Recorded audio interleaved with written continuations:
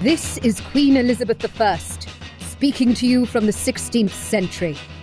It's a Woman Crush Wednesday. Join Professor Buzzkill as he crushes on women from history who deserve more fame and glory. Yes, it's me.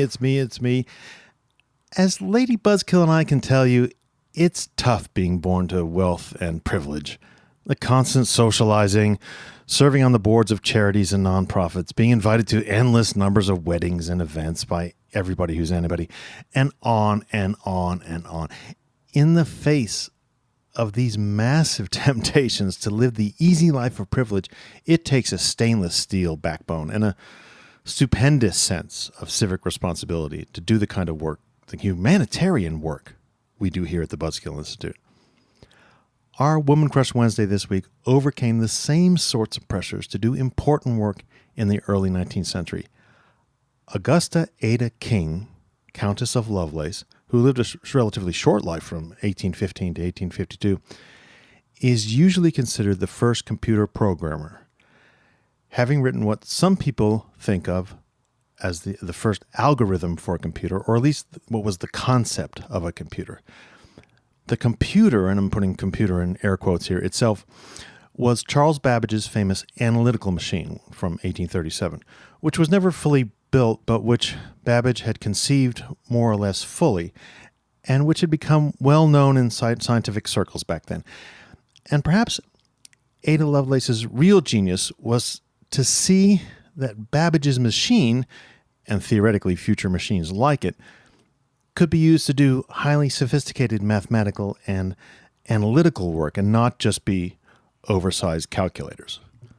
But if that was the full story, there wouldn't be much reason to devote a Woman Crush Wednesday episode to Ada Lovelace. We need a little more complication, a little drama, and a little interpretive controversy here at the Buzzkill Institute for us to be able to show you the dangers of hero worship in history and to strip away many of the oversimplifications that have led to the, Mount Rushmoreization of the greatest or the first people in various walks of life. She was born Augusta Ada Byron in 1815, the daughter of the poet Lord Byron and his wife Lady Wentworth. Her famous father left them a month or so after she was born to go wandering and adventuring on the European continent. He died 8 years later of disease in 1824 while participating in the Greek War of Independence. And despite having lots of illnesses in her childhood, Ada showed immense intellectual ability and was tutored by some of the most able teachers of her day. These included William the Eighth Baron King, who Ada would later marry in 1835, and who would become the first Earl of Lovelace in 1838, making her the Countess of Lovelace. Confusing, I know. And Mary Somerville, sometimes called the Queen of Science in the 19th century. Through these connections, she often met leading intellectuals of the day, Charles Dickens, Michael Faraday, and Charles Babbage. And it's Babbage and his analytical machine to whom Ada Lovelace's name has been inextricably linked. The key work she did was to translate an article by the Italian mathematician Luigi Menabra about the analytical engine that Babbage had envisioned. In 1843, she also attached a series of notes to her translation, and it's those notes that are the basis of her subsequently being called the first computer programmer. In those notes, she presented a method for a very complicated calculation sequence related to Menabra's article. I can't understand or explain this sequence, and I'm probably pronouncing his last name wrong. But the mathematicians here at the Buzzkill Institute assure me it's genuine, it's solid, it's well known. In her 1843 notes, though, she also made two further arguments about Babbage's innovations.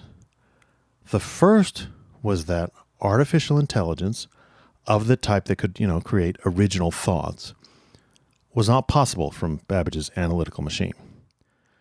The second, however, was that Babbage's analytical engine might be used for things other than strict, numeric calculation. It could express artificial intelligence, but the analytical engine she wrote might, quote, act upon other things besides number were objects found whose mutual fundamental relations could be expressed by those of the abstract science of operations, and which could also be susceptible to adaptations to the actions of the operating notation in the mechanism of the engine.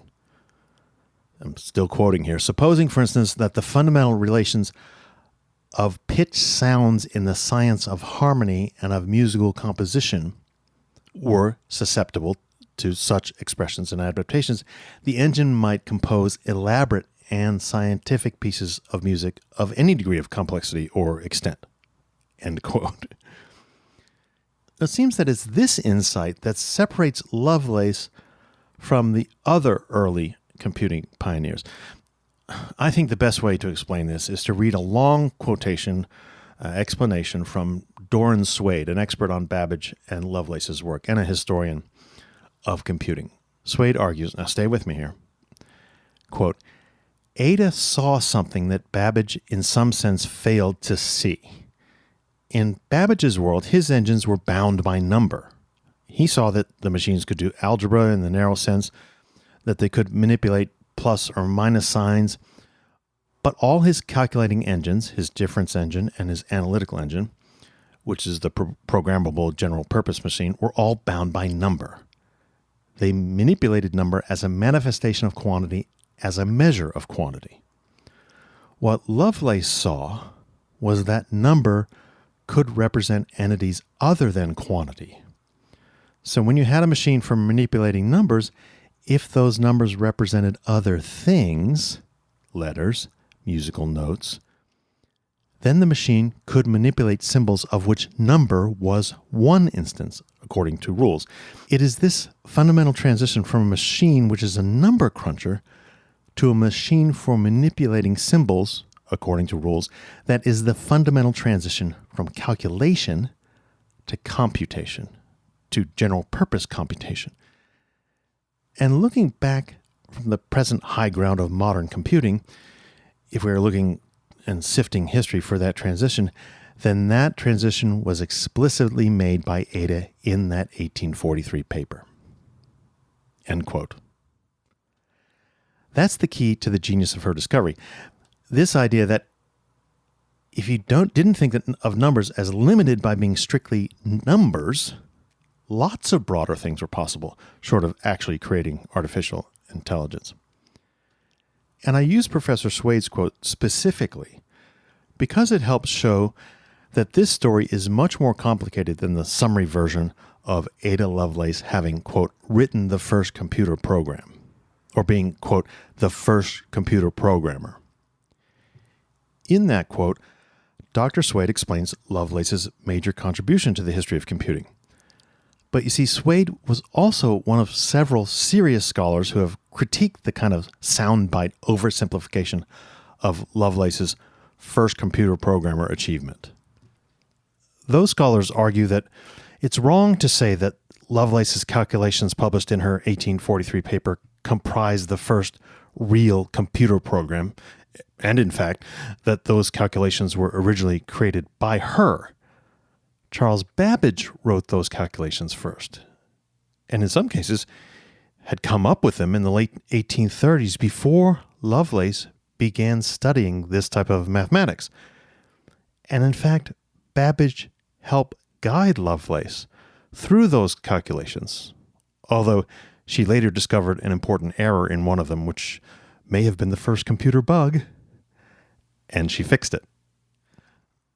Although the original authorship of the calculations may be disputed among scholars for a long time, what modern experts all seem to agree on is what Professor Swade said in that quote I just read out. Essentially, Ada Lovelace was able to see that the analytical engine could go beyond just calculating numbers, which, as far as we know, is what Babbage's conceptions were limited to. The analytical engine could work with any set of regular symbols that follow logical rules. Again, musical notes, patterns for creating decorative cloth, dates on a calendar, measurements of time, and on and on and on. And on and on and on is exactly what happened. Of course, computers have handled number crunching to an extensive and impressive degree, but if that's all they did, I doubt very much that we'd be living in what we now call a computer age. And it appears that even if it's not certain that Ada Lovelace wrote, and I put that in quotations, the first computer program, and that she can't be called the first computer programmer, it's absolutely clear to me that she was the first computer visionary. And that's proved to be far more important. Fortunately, Ada Lovelace's contribution to science and computing has been celebrated quite a lot recently. The 9th of October 2018 is Ada Lovelace Day. It's going to be the 10th annual international gathering and international celebration of her work, as well as a showcase for women in STEM, that's science, technology, engineering, and math. The goal for Ada Lovelace Day from the organizers is to, quote, create new role models who will encourage more girls into STEM careers and support women already working in STEM, end quote. And if you have the good taste and decency to live near London, you can go to the Ada Lovelace Day Live Science Cabaret and Total Geek Fest on October 9th. It's at London's Institution of Engineering and Technology, and all the info can be found at findingada.com, FINDINGADA, findingada.com. When you're there, of course, make sure to tell them Professor Buzzkill sent you. Talk to you next week.